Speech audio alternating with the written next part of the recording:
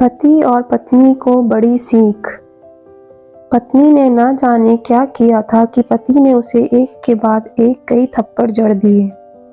हमेशा हर सिचुएशन को शांति से हैंडल करने वाली पत्नी भी इस बार इतनी अशांत हो उठी कि उसने अपनी चप्पल ही निकाल कर पति की ओर दे फेंकी। चप्पल पति के बालों को छूते हुए निकल गई। ये किस्सा यहीं पर खत्म हो सकता था, मगर पति ने इसे अपनी मर्दांगी का विषय बना लिया और बात बद से बदतर होती चली गई। रिश्तेदारों ने भी आग में घी का काम किया। किसी ने कहा जो औरत अपने पति को चप्पल से मार सकती है वो ना ही तो वफादार हो सकती है और ना ही पतिव्रता। ऐसी औरत परिवार ही नहीं पूरे समाज पर कलंक की तरह है। बीवी के पक्ष वाले कहाँ पीछे रहने वाले थे। किसी ने कहा 21वीं सदी में भी जो स्त्री के साथ मारपीट करते हैं उन्हें तो केवल जेल भेज देना चाहिए। तो कोई कहता जरूर उसको कोई और पसंद आ गई होगी, इसीलिए अब पत्नी से मारपीट करने लगा है। बात कोर्ट तक पहुंच गई। दोनों पक्षों ने एक दूसरे के खिलाफ केस फाइल कर दिया। पति ने चरित्रहीन होने का तो पत्नी ने दहेज और शारीरिक उत्पीड़न का आरोप लगाया। 2 वर्षों से अधिक समय के लिए केस चला था। इन 2 वर्षों के दौरान दोनों पति पत्नी अलग अलग रहे। इन 2 वर्षों के दौरान दोनों पक्षों के समर्थकों की संख्या कम हो गई थी। पहले जहां दोनों पक्षों में समर्थकों का समूह होता था, अब गिने चुने लोग रह गए थे। पति और पत्नी दोनों की आर्थिक स्थिति भी इस समय के दौरान नीचे गिर चुकी थी। जिन्हें वे अपना शुभचिंतक समझ रहे थे, पैसों की बात आते ही उन्होंने भी अपना पल्ला झाड़ लिया था।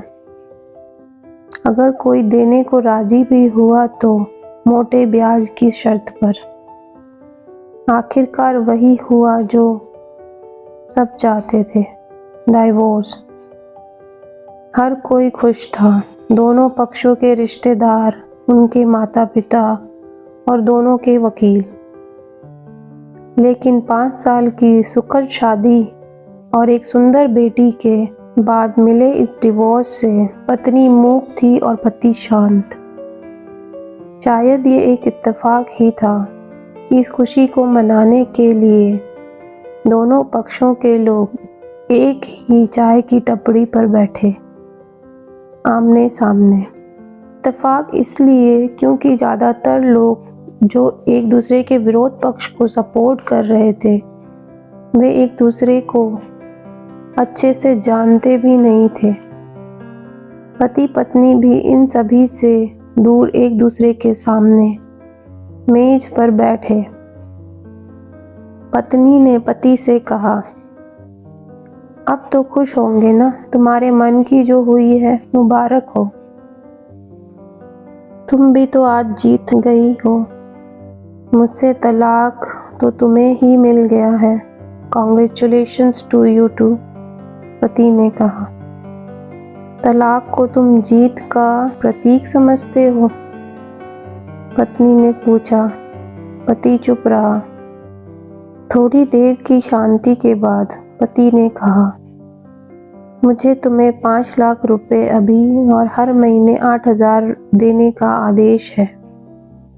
अभी मेरे पास पैसे नहीं है, इसलिए हमारा मतलब मेरा जो सिटी में फ्लैट है उसे तुम्हारे नाम कर देता हूँ। पत्नी बोली, लेकिन उस फ्लैट की कीमत तो 18 लाख की है। हाँ, लेकिन हमारी बेटी तुम्हारे साथ है और आगे जाके उसके खर्चे भी बढ़ेंगे, तुम्हें थोड़ी आसानी होगी। पति ने कहा, नहीं नहीं, मुझे सिर्फ 5 लाख ही देना और तुम हर महीने 8,000 तो देने ही वाले हो। मैं मैनेज कर लूँगी। अगर 5 लाख नहीं है तब भी कोई बात नहीं, पत्नी बोली। दोनों फिर से शांत हो गए। पति सोचने लगा, कितनी भोली और समझदार है ये औरत, जो कुछ समय पहले तक मेरी पत्नी थी और अब अनजान। ये वही है जो कम से कम खर्चे में घर चलाती और पैसे बचाकर मेरे जन्मदिन और बर्थडे पर हमेशा मेरे लिए नए कपड़े खरीद लाती। कभी बीमार भी हो जाती तो पैसे बचाने के लिए मुझे मालूम न होने देती और घरेलू नुस्खों से अपना इलाज कर लेती। मगर घर में कोई और बीमार होता तो तुरंत डॉक्टर के पास लेकर जाती। मेरी ही मति मारी गई थी। मैं ही अपनी झूठी मर्दांगी के चक्कर में इतनी बड़ी गलती कर बैठा। पत्नी के दिमाग में भी उथल पुथल चल रही थी। अभी भी वैसा का वैसा ही है। पहले भी खुद से ज़्यादा हमारे बारे में सोचता था और अब भी वही कर रहा है। ये वही आदमी है जो मुझे एक्सीडेंट से बचाने के लिए खुद मोटरसाइकिल के आगे कूद पड़ा था और अपनी उंगली तुड़वा बैठा था। पता नहीं कौन सी मनहूस घड़ी में मैं झगड़ा कर बैठी। पति ने मौन तोड़ते हुए पूछा, अब तुम्हारे कमर का दर्द कैसा है? ज़्यादा तकलीफ तो नहीं होती? पत्नी हल्का सा मुस्कुराई और बोली, अभी भी होता है। अब तो पेट में भी क्रैम्प्स उठते हैं। वो तो होगा ही, तुम योगा या कसरत भी तो नहीं करती हो। अब किसी गायनोकोलॉजिस्ट को ज़रूर दिखा देना, पति ने कहा। तुम बताओ, तुम्हारा अस्थमा कैसा है? अब भी दौरे आते हैं? पत्नी ने पूछा। हाँ, पड़ते हैं, पहले से ज़्यादा, क्योंकि अक्सर इन्हेलर भूल जाता हूँ याद दिलाने के लिए तुम जो नहीं हो अब, पति बोला। पत्नी के आंखों में आंसू आ गए। वो बोली, तुम्हें मेरे चरित्र पर सवाल नहीं उठाने चाहिए थे, तो ये परिस्थिति आती ही नहीं। हाँ, मैं जानता हूँ तुम बहुत अच्छी हो। मुझसे गलती हो गई, बहुत बड़ी गलती। मैं लोगों के बहकावे में आ गया था, पति ने बोला। तुमने भी तो मुझ पर दहेज का इल्ज़ाम लगाया था। वो बोला, गलत था और इस बात का मुझे भी पछतावा हुआ, पत्नी ने कहा। पति कुछ कहना चाह रहा था लेकिन हिचकिचा रहा था। पत्नी ने पूछा, कुछ कहना चाहते हो?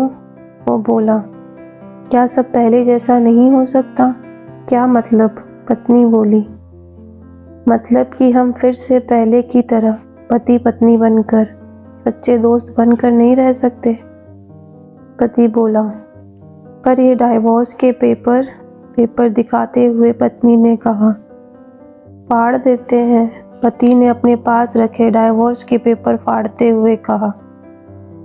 पत्नी ने भी अपने पास रखे पेपर फाड़ दिए। सभी हैरान थे, वकील, रिश्तेदार और माँ बाप। पति पत्नी दोनों एक दूसरे के हाथ में हाथ पकड़े अपने घर की तरफ चले गए। दोस्तों, ये कहानी उन हर पति पत्नी के लिए बड़ी सीख है जो छोटी छोटी बातों पर लड़ते हैं और इन झगड़ों को बड़ा बना के अलग होने का डिसीजन लेते हैं। प्यार और झगड़ा तो एक सिक्के के दो पहलुओं की तरह है। दोनों को स्वीकार करना होगा, तभी ये पवित्र रिश्ता अपनी मंजिल तक पहुंच पाएगा। उम्मीद है दोस्तों आपको आज की ये कहानी अच्छी लगी होगी। कमेंट करके ज़रूर बताएं। मिलते हैं नई कहानी के साथ नई वीडियो में।